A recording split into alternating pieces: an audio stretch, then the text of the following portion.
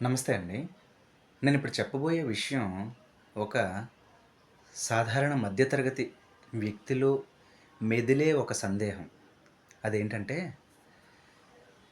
మన ఎదుటివారిని చూసి మనం గొప్పలకి పోయి అతిగా విలాసాలకి ఖర్చు పెట్టే వాళ్ళని చూసి మనం అసూయ చెందుతాం ఒక్కొక్కసారి. అరే! మన వల్ల కావట్లేదే!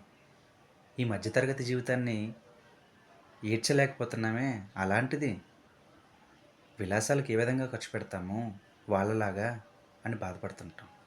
మీరేం బాధపడక్కర్లేదండి.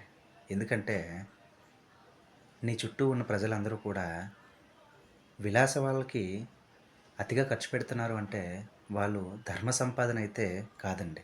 అందరిని అనట్లేదు.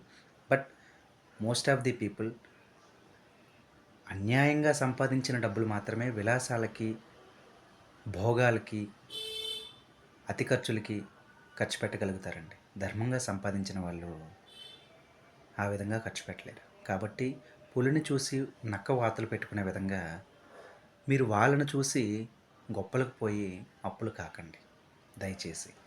ఇది వాస్తవం. వాళ్ళు సంపాదించేది ధర్మబద్ధమా? అన్యాయబద్ధమా? అనేది మనం ఆలోచించి ముందుకు సాగాలి. Thank you.